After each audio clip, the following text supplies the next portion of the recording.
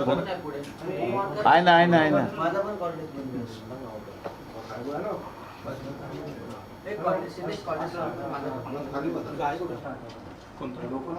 नाही कॉर्डलेस नाही आहे कोणाकडे. ते आहे कॉर्डलेस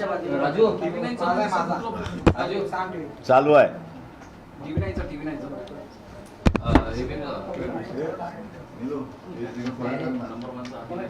याचंही चालू करून घ्या. काय येईल ना आवाज? येईल आवाज.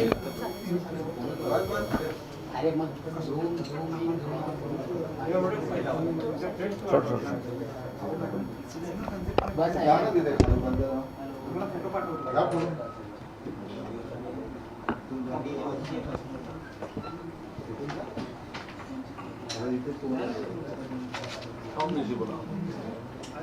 हो आहे ना. हो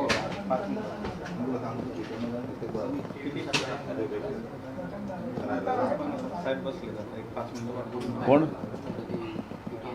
कोण आहे? मी लिंक टाकून तुम्हाला.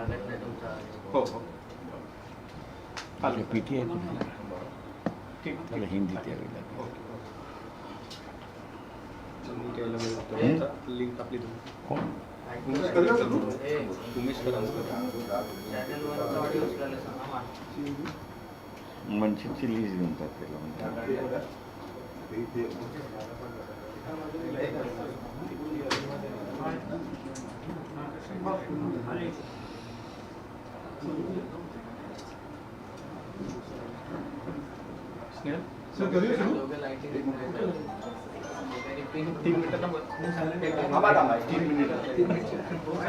मिनिमम 3 मिनिटं.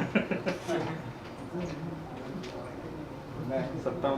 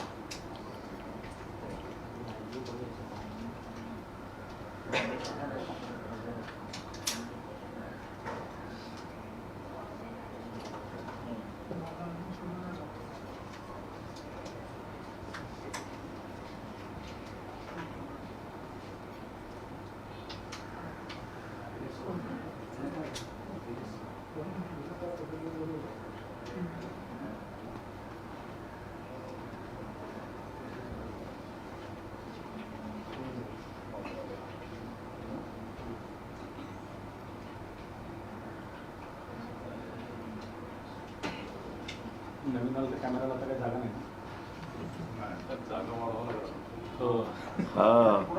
एक दोघांची युनिट आहेत ऑन द वे, पण आता काही त्यांना जागा नाही.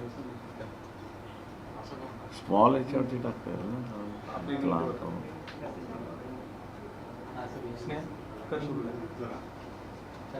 करायचं सोड. आलं नाही.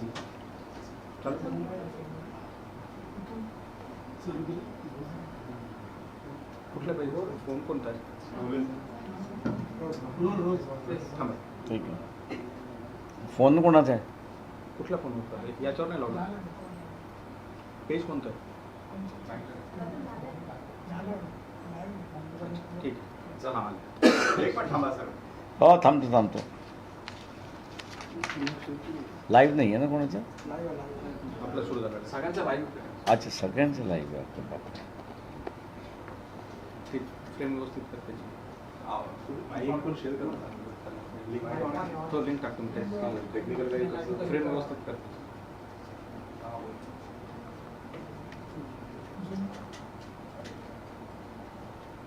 वरती स्पेस ठेवतो.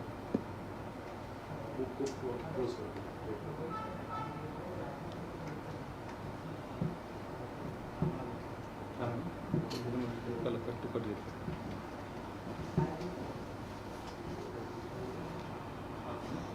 स्टँड वरती करावं लागेल. स्टँड वरती करावं लागेल.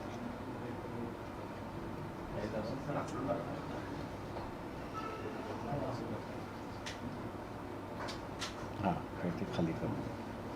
ओके.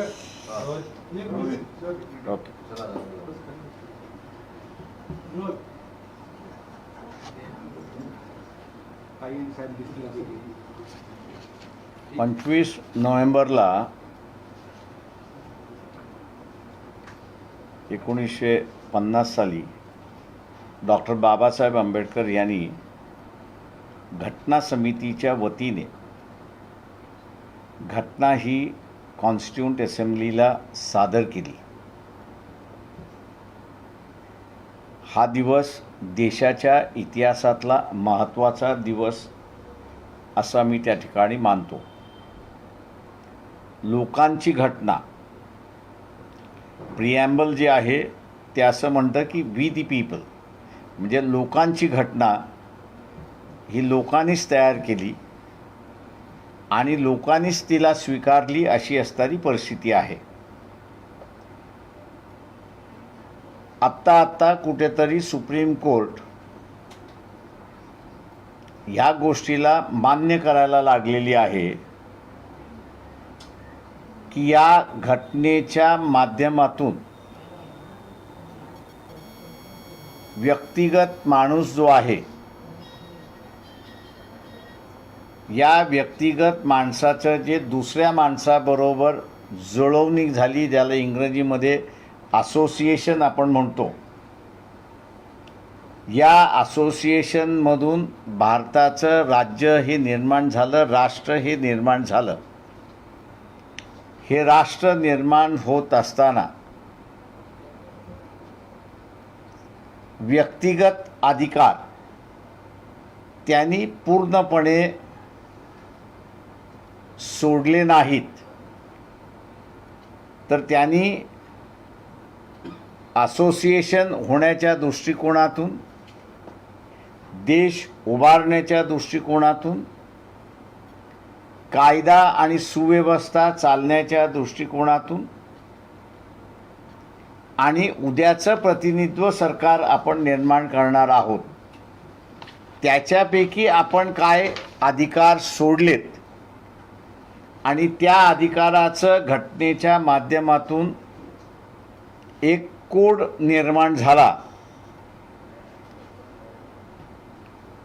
त्या कोडचं असणारं विश्लेषण हे पूर्णपणे बाबासाहेबांनी त्या असणाऱ्या भाषणामध्ये केलं.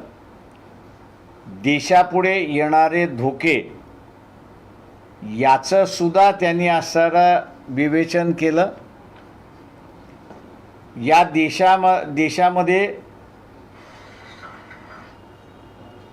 स्वातंत्र्य का गेलं, राज्य का संपलीत, याचं त्यांनी उदाहरण दिलं.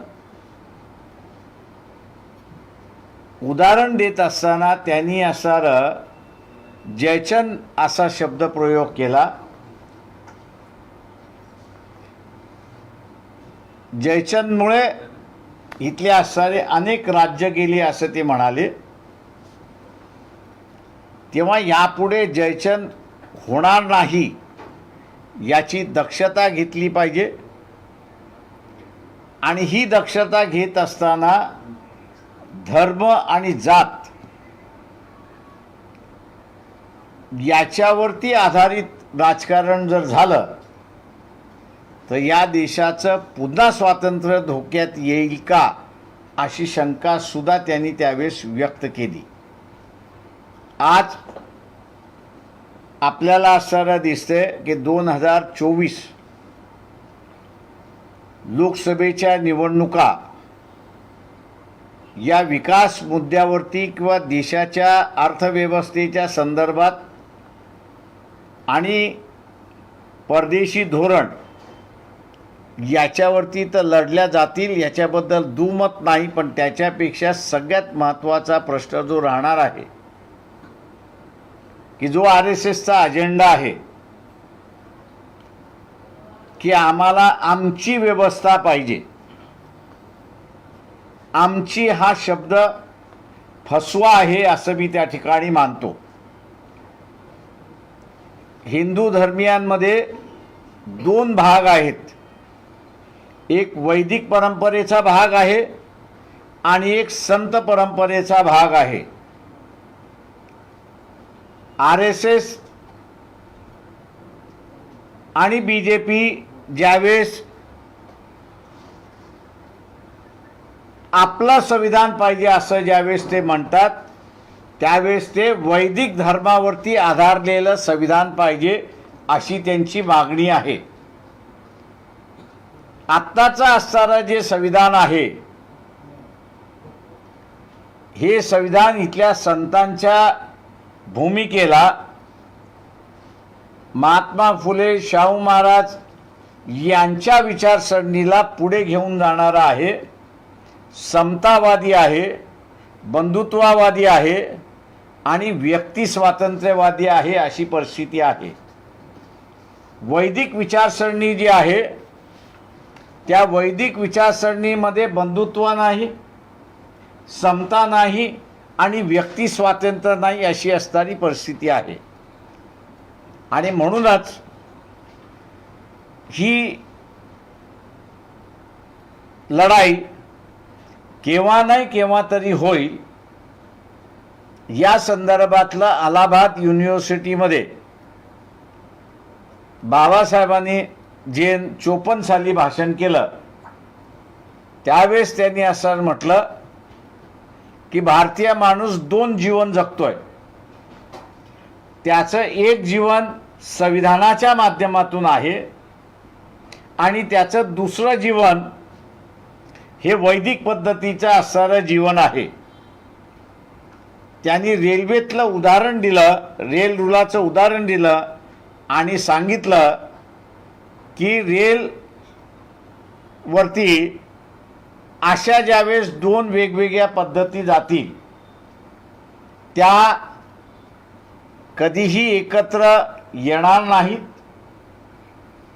उलट कालांतराने या दोघांमधलं भांडण होईल की जे आज आपण असणारा पाहतोय. जाती जातीमधलं भांडण लागलेलं आहे, धर्मामधलं भांडण लागलेलं आहे. तेव्हा बाबासाहेब म्हणाले होते की एक कुठला तरी मार्ग त्याच्यामधला हा स्वीकारावा लागेल. 25 नोव्हेंबरला शिवाजी पार्कवरती संध्याकाळी 4 वाजता संविधान के सम्मान में वंचित बहुजन आघाडीच्या वतीने जी रॅली ठेवण्यात आलेली आहे, त्याचा उद्देश हाच आहे की 2024च्या मार्च महिन्याच्या, एप्रिल महिन्याच्या लोकसभेच्या निवडणुकीला जाण्याच्या अगोदर हा विषय ऐरणीवरती येणार आहे. त्याची जाणीव लोकांना करून दिली पाहिजे. आणि म्हणून आम्ही संविधानवादी असल्यामुळे, सध्याच्या असणाऱ्या संविधानवादी असल्यामुळे हेच संविधान आम्हाला पाहिजे ही सांगण्यासाठी आम्ही सगळेजण तिथे एकत्र येणार आहोत. यामध्ये आमचा विचार विनिमय चाललेला आहे आणि त्या विचार विनिमयामध्ये ज्याला म्हणता येईल काँग्रेस पक्षाचे असणारे राहुल गांधी यांना निमंत्रण द्यायचं, या संदर्भातला आमचा निर्णय त्या ठिकाणी होणार आहे. एक नॅशनल कॉज आहे, देशाच्या दृष्टीने अत्यंत महत्त्वाचा प्रश्न आहे आणि म्हणून कुठल्याही पद्धतीने पक्षपात न करता हा एक नॅशनल इश्यू राहावा या दृष्टिकोनातून आम्ही त्या ठिकाणी पाहतो आहोत आणि त्याच दृष्टिकोनातून त्याचं आम्ही पूर्णपणे नियोजन केलं आहे अशी परिस्थिती आहे. आपण आता विचारा. सर, रॅलीचं स्वरूप आणि आतापर्यंत कोणाकोणा तुम्ही इन्व्हिटेशन दिलंय ते आम्ही असं, मी आत्ताच असं सांगितलं की काँग्रेस पक्षाचे असणारे जे राहुल गांधी आहे त्यांच्या संदर्भातला असणारा निमंत्रण देण्याचा जे आहे तो आमचा असणारा निर्णय होईल. तो झाला की आम्ही असणारा त्यांना अधिकृतरित्याने निवेदन म्हणजे निमंत्रण पाठवू. आणखी कोण कोण असणार आहे तर राज्यातले? आमची युती आहे त्याच्यामुळे गळीत धरून चाला. ज्यांच्यावर युती नाही त्यांच्याशीच निमंत्रण द्यावं लागतं ना. महाविकास आघाडीतले इतर पक्ष यांनाही निमंत्रित केलं जाईल. शरद पवार किंवा इतर नेते काँग्रेसमधून तर राहुल गांधी आपण बोलवतो, पण राष्ट्रवादी काँग्रेस शरद पवार गट नाही, आम्ही असणारा आत्तापर्यंत असणारा जो आमचा विचार चाललेला आहे तो काँग्रेस पक्षाबरोबरचाच विचार चाललेला आहे. ज्यावेळेस महाराष्ट्र कमिटी निर्णय घेईल इतर पक्षांच्या संदर्भात तेव्हा त्यांनाही ते एक्सटेंड केलं जाईल. सर, रॅलीचं स्वरूप कसं असणार, कुठपर्यंत काय नियोजन झाले पाहिजे? रॅली ही असणारी सभेच्या स्वरूपामध्ये आहे आणि शिवाजी पार्कलाच आम्ही जमणार आणि तिथेच असणारा ती रॅली आम्ही विसर्जित करणार. सर, संविधान धोक्यात आहे असं का वाटतं? मी धोक्यात आहे असं म्हणत नाही. आम्ही असणारा सन्मान हा शब्द वापरलेला आहे. त्याच्यामुळे असणारा RSS BJP यांनी घोषणा केलेली आहे की आम्ही बदलणार. आम्ही असणारा म्हणतोय की आम्ही ह्या संविधानाच्या माध्यमातून वंचितांचं, त्याच्यानंतर उपेक्षितांचं, OBCचं आणि त्याच्याबरोबर इतर धार्मिक ग्रुप जे आहेत त्या सगळ्यांना या संविधानाने न्याय मिळतो, न्याय देता येतं आणि आम्हाला प्रतिनिधित्वसुद्धा मिळतं. त्यामुळे आम्ही ह्या संविधानाच्या बाजूने आहोत. सर, इतर राजकीय प्रश्न तुम्हाला विचारायचे. 2 दिवसांपूर्वी भुजबळ म्हणाले होते की तुम्ही आम्हाला पाठ दाखवू नका. हे तुम्हाला त्यांनी अशा पद्धतीनं आवाहन केलं आहे, याला तुम्ही उत्तर कसं देता?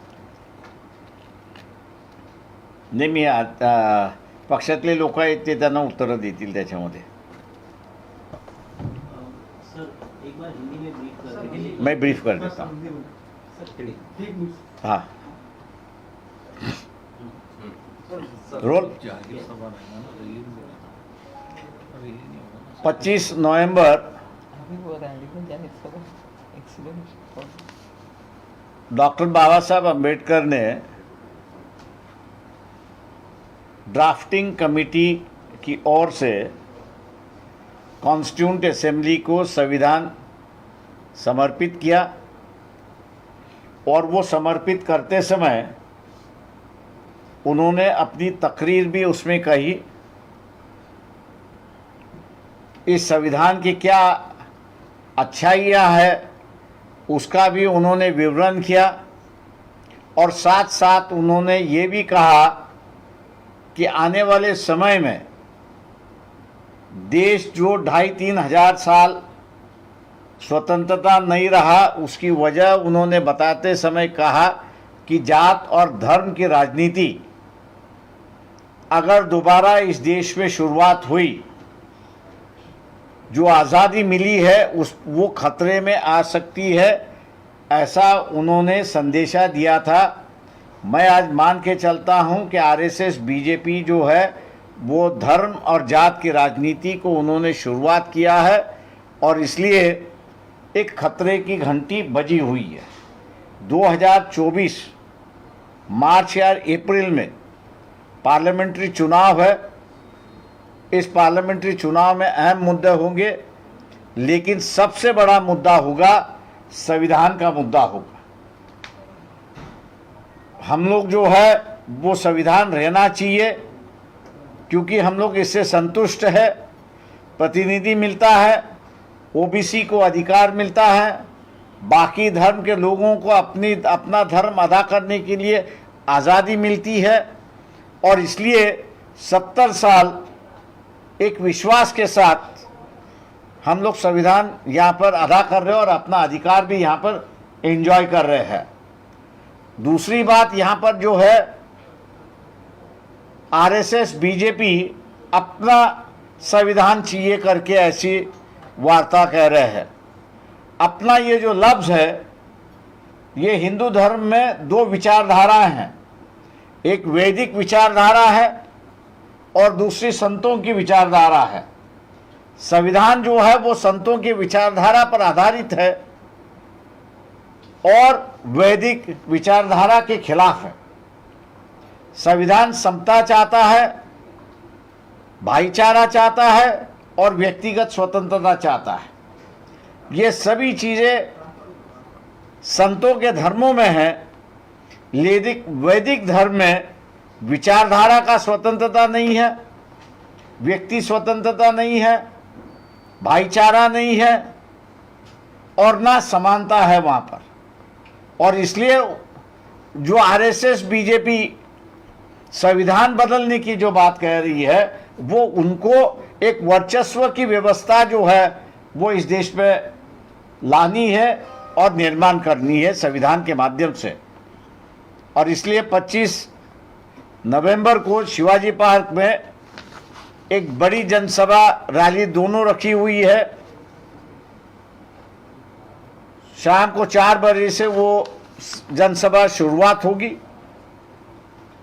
और वो जनसभा का मकसद यही है कि हम संविधान के पक्ष में हैं, संविधान का हम लोग सम्मान करते हैं और यही संविधान रहना चाहिए, उसमें मांग होगी। इस रैली में कांग्रेस पार्टी के जो राहुल गांधी है, निर्णय हमारा होगा कि उनको भी न्योता दे और उनको भी बुलाए। ये एक पॉलिटिकल इशू है ऐसा मैं नहीं मान के चलता हूँ। ये फ्यूचर जनरेशन के राजनीति की व्यवस्था का सवाल है। आज की व्यवस्था एक तरफ है, समता, भाईचारा और व्यक्ति स्वतंत्रता की व्यवस्था है। दूसरी तरफ आरएसएस बीजेपी जो नई से नया संविधान कह रही है, उनकी विचारधारा आकर देखे तो ना उसमें भाईचारा है, ना उसमें व्यक्तिगत स्वतंत्रता है और ना वहाँ पर आज़ादी है। तो इसकी वजह से हम लोग कहते हैं कि विचारों की लड़ाई है। इस विचारों के लड़ाई में सब जन इकट्ठा होना चाहिए, ऐसी हम लोग की सोच है। और इसलिए कांग्रेस पार्टी के राहुल गांधी को जो है वो न्योता देने का हम लोग यहाँ पर सोच रहे, विचार में कर रहे और ये रैली कामयाब करने की जो है वो हम लोग लग चुके हैं। सरकार की ओर से, महाराष्ट्र की सरकार से वो मैं कहूँगा कि हम लगातार महीने भर से परमिशन शिवाजी पार्क के मांग रहे थे, लेकिन कल ही उन्होंने जो हमको परमिशन दे दी है और इसलिए 4 दिन में जो है हम लोग इस रैली को कामयाब बनाने में जुटे हुए हैं और इसलिए कई लोगों को जो है वो लेट न्योता हम लोग दे रहे हैं। सर, महाविकास आघाड़ी के कौन से और दूसरे नेता को बुलाया जाएगा? नहीं, अभी तक उसका फैसला नहीं हुआ है। जो फैसला हुआ है मैंने वो आपके सामने रखा है कि कांग्रेस के जो राहुल गांधी है उनको बुलाने का फैसला हो गया है। सर, विजय वडेट्टीवार यांनी असं म्हटलं की जर डॉक्टर बाबासाहेब आंबेडकर यांनी मुस्लिम धर्म स्वीकारला असता तर देशाचे 2 तुकडे झाले असते, यावर काय प्रतिक्रिया? No comments.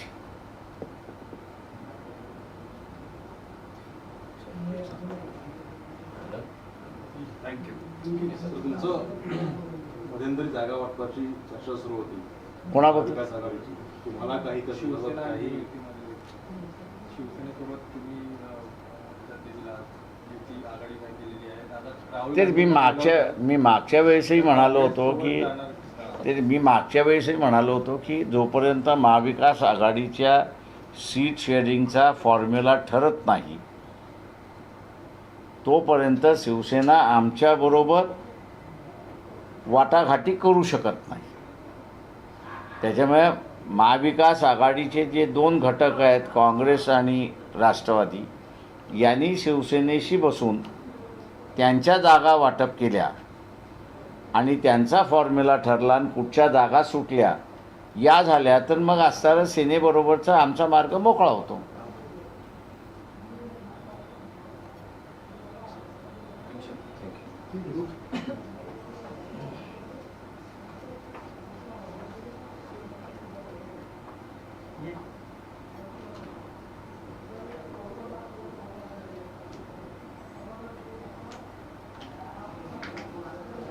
ओबीसीची मोठी परिषद झाली अंबड येथे मोठी याच्यात काय सर जे काय व्यक्त करा, ओबीसी संघटित होतात ते सर मी या संदर्भात म्हणालो की पक्षामधले असणारे भूमिका जी आहेत आम्ही ठरवतो आहे आणि ती लवकरच बाहेर पडेल। सर, जरांगे पाटिल इनका मुंबई दौरा चल रहा है, तो कुछ मुलाकात हुई इलेक्शन के संदर्भ में? नहीं, मेरी नहीं मुलाकात हुई। पण छगन भुजबळांनी ज्या प्रकारे गृह विभागावरती काही प्रश्न उपस्थित छगन भुजबळ यांनी गृह विभागावरती काही प्रश्न उपस्थित केलेले होते। पूर्व होम मिनिस्टर कसं बघते त्याकडे कुठतरी याचं म्हणणं असं आहे की फडणवीस गृहमंत्री माफी मागतायत त्यामुळे कुठतरी पोलिसांचं मनोधैर्य खच्चीकरण होतं. आपलं असणारं पोलीस राज्य नाही आहे. त्याच्यामुळे पोलिसामार्फत राज्य ज्यांना करायचं आहे ते राज्य करतील. ज्यांना असणारं लोकशाहीमार्फत राज्य करायचं आहे ते लोकशाहीमार्फत करतील. बरं सर, भुजबळांची जी भूमिका आहे मराठ्यांबाबतची आणि ओबीसी बाबतची, भाजपचे नेते आता आणि इतर विरोधी पक्षातले जे नेते आहेत ते म्हणतात की भाजपची भूमिका आहे, म्हणजे भुजबळ भाजपची भूमिका घेऊन चालतात असं म्हणतात. आम्ही काय म्हणालो की आम्ही असणारं लवकरच या संदर्भातलं आमचं स्टेटमेंट निघेल. थँक्यू.